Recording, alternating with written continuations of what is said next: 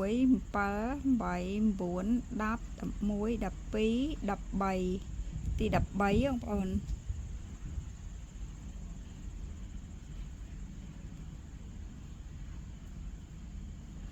នេះយើងចាក់បែបនេះបងប្អូនអញ្ចឹងគឺយើងចាក់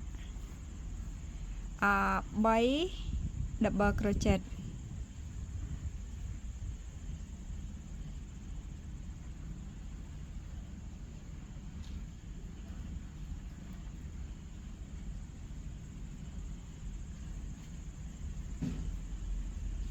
3 double crochet ហើយ chain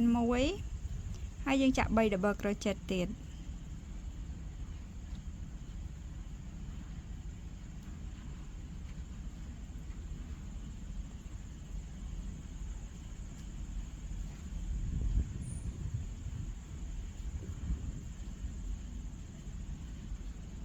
ចឹង chain 1ទៀតអានេះខាងលើយើងចាក់ chain 1ជាងខាងក្រោមនេះក៏យើងលងមួយដូចគ្នាណាបងប្អូនណាយើងមកចាក់ប្រឡោះទី2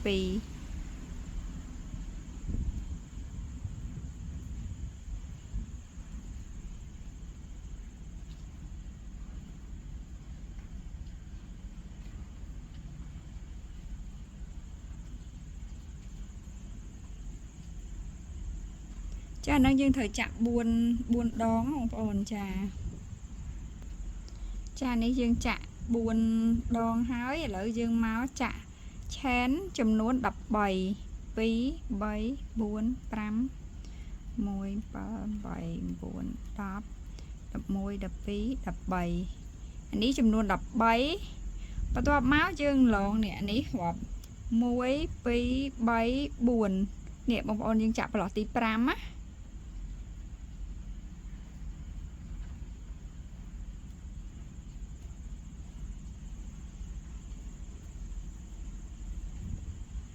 ចឹងយើងចាក់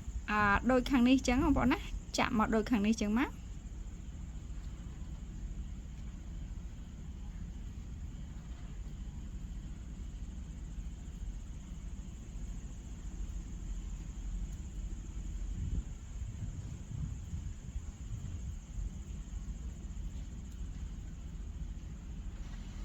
ចាបងប្អូនពេលយើងចាក់មកបានប៉ុណ្ណឹងហើយយើងចាក់ឆែនចំនួន7 2 3 4 5 6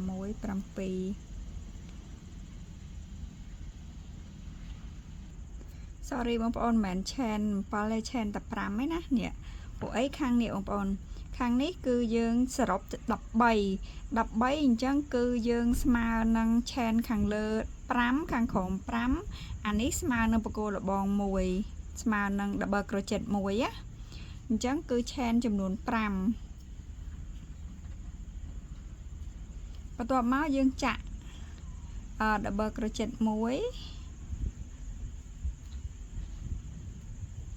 យើងចាក់ត្រឡប់ទៅវិញគឺឆែនចំនួន10 2 3 4 5 6 7 8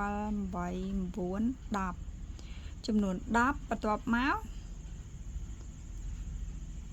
យើងចាក់ double crochet ចូលចំនួន3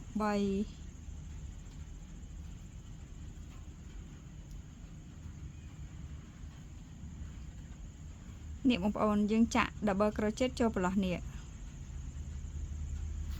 បងប្អូនឃើញទេយើងចាក់ចំនួន3 double ចំនួន3ហ្នឹងវាមាន3កញ្ចប់ដែរ3ដុំដែរបងប្អូនណា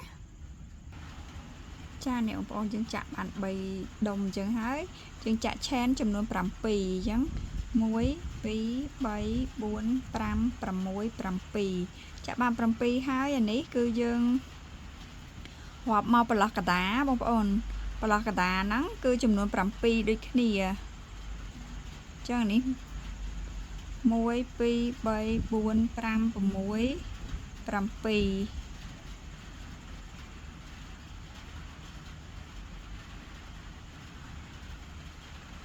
អាហ្នឹងវាស្មើនឹងប្រឡោះកតាដូចគ្នាបងប្អូនណាចាអញ្ចឹងបាន7ហ្នឹងហើយយើងចាក់ single crochet 1បន្ទាប់មកគឺយើងចាក់ត្រឡប់មកវិញវាចាក់ដូចខាងនេះអញ្ចឹងគឺ7ឆែន2 3 4 5 6 7ហើយគឺយើងចាក់ double crochet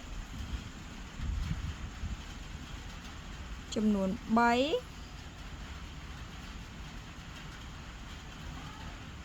និយាយទៅយើងចាក់ដូចខាងនេះចឹងបងប្អូនចា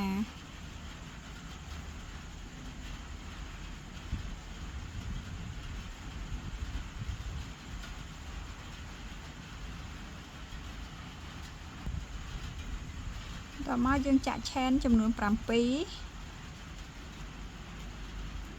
ចាបាន7ឆែនហើយយើងរាប់អានេះយើងរាប់មក1 2 3 4 5នេះប្រឡោះទី5នេះបងប្អូនចាក់ single crochet 1 double crochet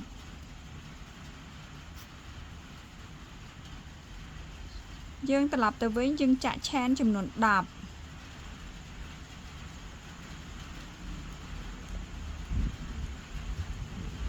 ឆែនចំនួន10យើងចាក់នេះបងប្អូនជួននេះអញ្ចឹងយើងមាន2ដែលយើងត្រូវចាក់ណាមាន2ប្រឡោះដែលយើងត្រូវចាក់ double crochet ហ្នឹងណា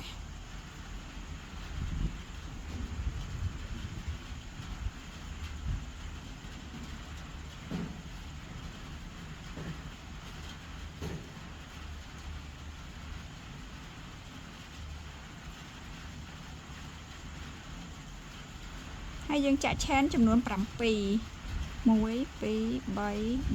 5 6 7ហើយយើងចាក់ single crochet ចំនួន3អញ្ចឹងនេះ1ហើយយើងចាក់ចំនេះមួយទៀតចំកដា2ហើយយើងចាក់ចំហៀងនេះមួយទៀតចំនួន3 single crochet បន្ទាប់មកគឺយើងចាក់ដូចត្រឡប់មកខាងនេះអញ្ចឹងបងប្អូនចាក់ដូចគ្នាខាងនេះ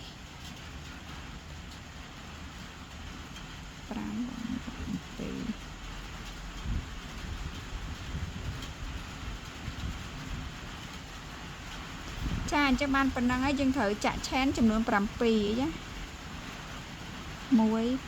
5 6 7 8 9 10បងប្អូនឆ្ងល់ទេថាហេតុអីពេលដែលចាក់ខាងនេះឆែន7ហើយពេលកន្លែងដើមយើងចាក់10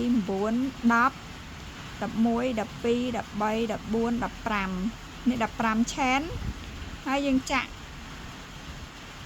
double crochet 1នេះយើងហប់1 2 3ឡោះទី3នេះ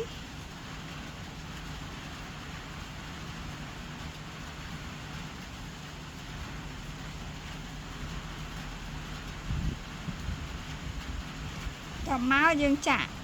យើងត្រូវចាក់មកនេះបន្ទាប់ទៀតយើងត្រឡប់មកវិញយើងចាក់ chain 10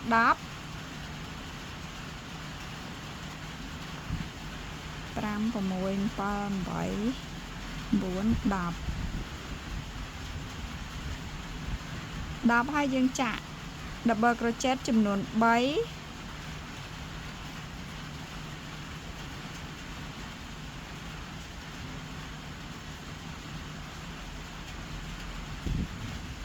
យើងចាក់7 chain 1 2 3 4 5 6 7ហើយនេះយើងត្រូវចាក់តែ5 single crochet ទេបងប្អូនអញ្ចឹងនេះយើងរាប់ចាប់ពីនេះទៅ1 2 3 4 5យើងចាក់តែ5ទេបងប្អូនណាចា1